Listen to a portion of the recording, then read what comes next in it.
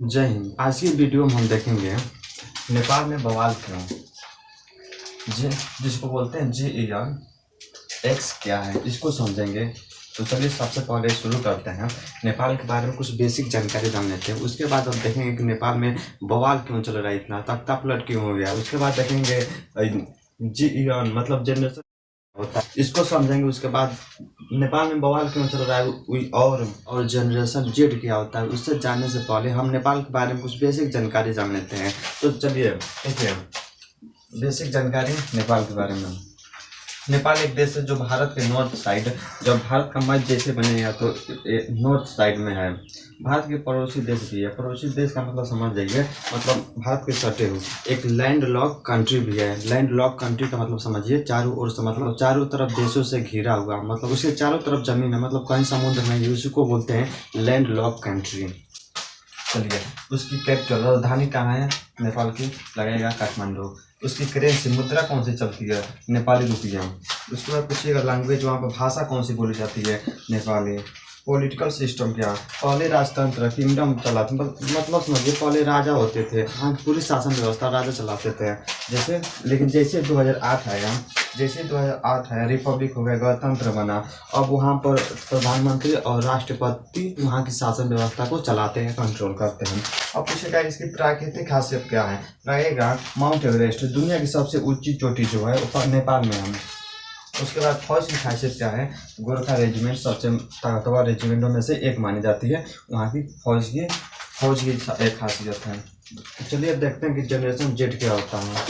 तो चलिए सबसे पहले देखते हैं GEN, जिसका फुल फॉर्म होता है जनरेशन जेड क्या होता है, उसको देखते हैं। देखिए, इसका शॉर्ट फॉर्म होता है GEN-Z, जिसका फुल फॉर्म होता है जनरेशन जेड क्या होता है, इसको समझते हैं। देखिए, पूरी दुनिया में लोगों की उनकी पैदाइश के साल के हिसाब से अलग अलग जनरेशन में बांटा जाता है। दुनिया में जितने भी लोग मतलब पैदा होते हैं, उनको उनके पैदाइश के साल के हिसाब से उनको मतलब डिवाइड कर दिया जाता है और उनका नाम अलग अलग रख दिया जाता है। उनको मतलब जैसे उनका जन्म होगा उनको बांट दिया जाएगा कि आप इस जनरेशन के हैं, उस जनरेशन के हैं, ऐसे डिवाइड कर दिया जाता है उनके पैदाइश के हिसाब से। तो चलिए पहले एक तरफ लिखेंगे जनरेशन, तो जन्म का साल है लगभग, उसके नाम क्यों पड़ा ये भी देखते हैं। तो सबसे पहले देखेंगे जनरेशन बेबी बूमर क्या है। जनरेशन बेबी बूमर 1946 से 1964 तक, 64 के बीच में जन्म लिए हैं, उनका नाम है जनरेशन बेबी बूमर के नाम से जाना जाता है। नाम के पड़ा WWII, बच्चे ज़्यादा पैदा हुए इसलिए उनका नाम पड़ा।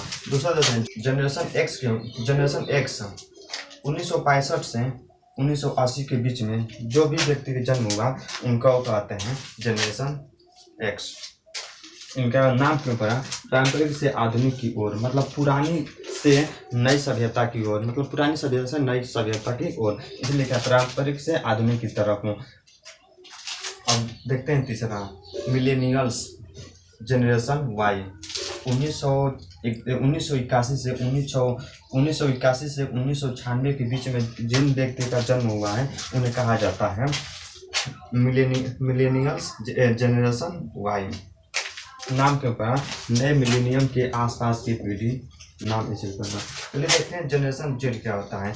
1997 से और 2012 के बीच में जो भी व्यक्ति का जन्म हुआ है उसे बोलते हैं जनरेशन जेड के नाम से जाना जाता है। इनका देखिए नाम के ऊपर इंटरनेट एंड सोशल मीडिया वाली पीढ़ी के नाम से जाना जाता है, क्योंकि इनके समय में सोशल मीडिया और बहुत महत्वपूर्ण बात हो गई थी। इंटरनेट एंड सोशल मीडिया वाली पीढ़ी के नाम से जाना जाता है। अब चल रहा है जनरेशन अल्फा क्या होता है। 2013 से अब तक जो भी चल रहा है उसको बोला जाएगा जनरेशन अल्फा। 2013 से अब तक नाम के ऊपर सबसे नई पीढ़ी पूरी तरह से डिजिटल दुनिया में पैदा हुई।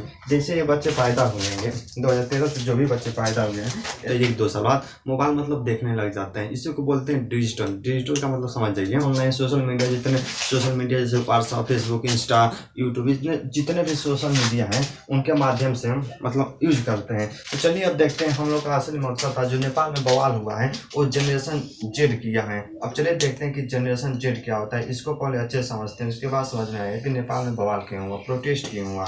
तो चलिए सबसे पहले जनरेशन जेड को अच्छे से समझते हैं, उसके बाद हमें समझ में आएगा कि नेपाल में बवाल क्यों चल रहा है। तो देखिए सबसे पहले समझेंगे क्या होता है अच्छे से समझेंगे। देखिए ये वो लोग हैं जो 1997 से 2020 के बीच में जिनका जन्म हुआ है वो व्यक्ति हैं।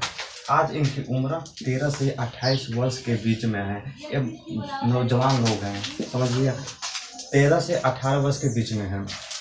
इनको डिजिटल नेटिव भी कहा जाता है क्योंकि पैदा होते ही मोबाइल, इंटरनेट, सोशल मीडिया देख चुके हैं, इसलिए इनको डिजिटल नेटिव कहा जाता है। चलिए अब देखते हैं जनरेशन एक्स की खासियत क्या है। सबसे पहला खासियत टेक्नोलॉजी फ्रेंडली। देखिए जब इनका जन्म हुआ तो internet, Instagram, Facebook, WhatsApp, YouTube, x जिसका नाम था पहले ट्विटर, अब इसका नाम हो गया एक्स, इनकी ज़िंदगी का हिस्सा हो गया। जैसे ये लोग सुबह उठते हैं व्हाट्सएप खोलेंगे, फेसबुक खोलेंगे, इंस्टाग्राम चलाएंगे, ट्विटर चलाएंगे, मतलब सोशल मीडिया के माध्यम से जो सोशल मीडिया है इनके ज़िंदगी का हिस्सा बन चुका है। इनके ज़िंदगी का हिस्सा बन चुका है सोशल मीडिया। अब दूसरा देखिए आवाज़ उठाने वाली जनरेशन। सरकार से सवाल पूछने में हिचकिचाते नहीं हैं। सरकार से सीधे डायरेक्ट सवाल, कोई भी सवाल होता है पूछते हैं। सरकार नहीं मानती है तो ट्रेंड चला देते हैं, तो सरकार के मजबूरी में आकर उसको सुनवाई करना पड़ता है क्योंकि सोशल मीडिया में इतनी ताकत है। तीसरा देखिए क्रिएटिव, मीम्स और शॉर्ट वीडियो के माध्यम से माहौल बना देते हैं। अगर कोई भी सरकार या कोई भी व्यक्ति, कोई सरकार उन लोगों की बात नहीं सुन रहा है तो शॉर्ट वीडियो बनाएंगे, मतलब 1 मिनट या उससे भी कम पूरी वीडियो बनाएंगे या मीम्स बनाएंगे और उसको डाल देंगे। धीरे धीरे वायरल हो जाएगा और सभी लोग एकजुट हो जाएंगे। मतलब मीम्स और शॉर्ट वीडियो के माध्यम से माहौल बना देते हैं। अब चौथा देखते हैं ग्लोबल थिंकिंग। पूरी दुनिया से जुड़कर सोचते हैं। मानिए जब सोशल मीडिया हो गया तो हर देश में चलता है, तो पूरी दुनिया में चलता है तो इस दुनिया के लोग मतलब कनेक्शन, मतलब सभी देशों का कनेक्शन आपस में सही रहता है। कोई भी घटना किसी देश में होता है तो वो तुरंत पता चल जाता है ये घटना कैसे हुआ। अपने शहर गांव तक सीमित नहीं, ये पूरे विश्व तक ग्लोबल थिंकिंग, मतलब पूरे देश के साथ मतलब एक साथ रहकर मतलब सोचते समझते हैं। किसी भी डिसीजन लेना होता है या फिर सरकार कोई भी मनमानी करने लगती है तो उसको सोशल मीडिया के माध्यम से ट्रेंड चला देते हैं, हैशटैग चला देते हैं। पूरी दुनिया देखने लगती है कि क्या बात है, क्या मतलब संकट आ गया कि हैशटैग चलाने लगा, मतलब पूरी दुनिया देखने लगती है। और जैसे दुनिया देखने लगती है तो जितने भी न्यूज़ वाले हैं उसको कवर करने लगते हैं, अपने चैनल पर दिखाने लगते हैं। अब चलिए देखते हैं कि नेपाल में बवाल होने का असली कारण क्या था। चलिए समझते हैं आगे। तो चलिए देखते हैं कि नेपाल में बवाल होने का असली कारण क्या है। देखिए सबसे पहले हेडिंग देखिए, नेपाल में बवाल होने का असली कारण क्या है। चलिए कारण देखते हैं। पहला, वहाँ की सरकार ने क्या किया, सोशल मीडिया बैन कर दिया। सबसे पहले सोशल मीडिया बैन कर दिया। सोशल मीडिया का मतलब समझ जाइए Facebook, Insta, YouTube, x, Twitter, जितने भी हैं ये सब सोशल मीडिया है। सरकार ने सोशल मीडिया बंद कर दिया। नेपाल सरकार ने अचानक से कह दिया Facebook, social media, Instagram, WhatsApp, YouTube, x जिसका नाम है ट्विटर, जिसका नाम था ट्विटर, इसका नाम रख दिया गया है एक्स, जैसे सोशल मीडिया बंद कर दिया। कारण क्या बताया, इससे युवा बिगड़ रहे हैं और झूठी खबर फैला रहे हैं। जैसे मान लीजिए आपको एक डीजे बजाना है तो आपके गांव के प्रधान आकर कहें कि अगर आप लोगों को डीजे बजाना है तो आप लोग आकर हमसे परमिशन लीजिए, उसके बाद आप लोग डीजे बजाइएगा। तो लोगों ने कहा इससे तो हमारा मौलिक जो मेरा अधिकार है उसका अधिकार का आप लोग हनन कर रहे हैं। तो वहाँ के जो सरकार थी, नेपाल की सरकार ने कहा आपको सोशल मीडिया चलाना है तो सबसे पहले आप हमसे रजिस्ट्रेशन करवाइए, उसके बाद आप सोशल मीडिया चला सकते हैं। नहीं करवाएंगे तो नहीं चला सकते हैं। तो वैसे ही वहाँ नेपाल सरकार ने अचानक से सोशल मीडिया बैन कर दिया। कारण क्या बताया, इससे युवा बिगड़ रहे हैं और झूठी खबर फैला रहे हैं। जितने भी झूठी खबर है फैला रहे हैं सोशल मीडिया के माध्यम से सरकार ने बंद कर दिया। जो जनरेशन जेड है इसका गुस्सा देखें। आजकल की नौजवान पीढ़ी जिसको जिसका शॉर्ट फॉर्म है, इसका फुल फॉर्म होता है जनरेशन जेड। क्या होता है, जो 1997 से 2012 के बीच में पैदा हुआ, उनका पूरा जीवन सोशल मीडिया पर टिका हुआ है, या सोशल मीडिया से जुड़ा हुआ है। जैसे ही सुबह उठते हैं, जैसे सुबह उठते हैं मोबाइल हाथ में उठाते हैं, जैसे हाथ में उठाएंगे व्हाट्सएप, फेसबुक, इंस्टा, ट्विटर ये सब मतलब चलाने लगते हैं। मतलब जनरेशन जेड सोशल मीडिया से जुड़े हुए रहते हैं। जब सरकार ने ये सब बंद कर दिया तो उन्हें लगा कि हमारी आज़ादी छीन ली गई। जैसे वहाँ की नेपाल की सरकार ने सोशल मीडिया को बैन किया, जनरेशन एक्स को लगा कि हमारी आवाज़ को दबा दिया गया, मतलब हमारी जो आज़ादी है उसको छीन लिया गया। अब हमारी आज़ादी छीन लिया गया। और जैसे ही मान लीजिए सोशल मीडिया बैन हो जाएगा, जितने भी देश हैं यहाँ के लोग मान लीजिए भारत में बैन हो जाएगा तो भारत के जितने भी लोग हैं उनका कनेक्शन दूसरे देश में जो भी लोग हैं उनसे कट जाएगा, मतलब संपर्क नहीं हो पाएगा। और कोई भी विवाद होता है तो लोग ट्रेंड चला देते हैं, जैसे हैशटैग चला देते हैं ट्विटर पर, जिसको एक्स बोलते हैं, चला देते हैं, मतलब दिखा देते हैं पूरी दुनिया को कि हमारा प्रॉब्लम क्या है, हमारी समस्या क्या है, हैशटैग चलाकर दिखा देते हैं। तो जो वहाँ की नेपाल की सरकार थी वहाँ सोशल मीडिया बैन कर दिया। जैसे ही वहाँ का सोशल मीडिया बैन किया तो जो जनरेशन जेड था ये बहुत गुस्सा आ गए थे, बहुत रिसिया गए थे, क्योंकि इनका जब से जन्म हुआ था सोशल मीडिया इनका जीवन है मान लीजिए। तो चलिए देखते हैं कि वहाँ के लोगों ने कैसे प्रोटेस्ट की शुरुआत किया। देखिए प्रोटेस्ट की शुरुआत सबसे पहले युवा ने सड़क पर शांतिपूर्वक प्रदर्शन किया, मतलब शांतिपूर्वक जाकर अपनी बात रखे। अब जितने भी युवा थे सभी लोग जाकर शांतिपूर्वक सरकार के पास अपनी बात रखी। लेकिन जब सरकार ने उनकी बात नहीं सुनी, तो गुस्सा हो गई और भड़क गई। एकदम नौजवान लोग हैं, सरकार नहीं बात सुनी। जनरेशन जेड मतलब अब समझ रहे हैं कि नौजवान लोग थे, गए सरकार के पास में बात रखे, सरकार बात नहीं सुनी, लोग गुस्सा गए, भड़क गए। उसके बाद क्या होगा? उसके बाद हिंसा होगा। तो चलिए देखते हैं चौथा नंबर, हिंसा और झड़प हो गई। प्रदर्शनकारियों ने कई जगह सरकारी दफ्तरों और सरकारी गाड़ियों को आग लगा दी। जितने भी वहाँ लोग गए थे सबसे पहले अपनी बात शांतिपूर्वक रखे, सरकार ने बात नहीं सुनी, वो लोग रिसिया गए। जैसे गुस्सा गए वहाँ पर जितने भी सरकारी दफ्तर थे, मतलब सरकारी ऑफिस थे, सरकारी गाड़ियाँ थी, सबको आग लगा दी। उसके बाद क्या हुआ? पुलिस एवं जनता में टकराव हुआ। इधर से जनता शुरू हो गई, उधर से पुलिस, दोनों लोगों में टकराव हुआ, लाठीचार्ज हो गया। उधर से पुलिस मारी लाठी, दौड़ा सभी लोग, गोलीबारी तक हो गई।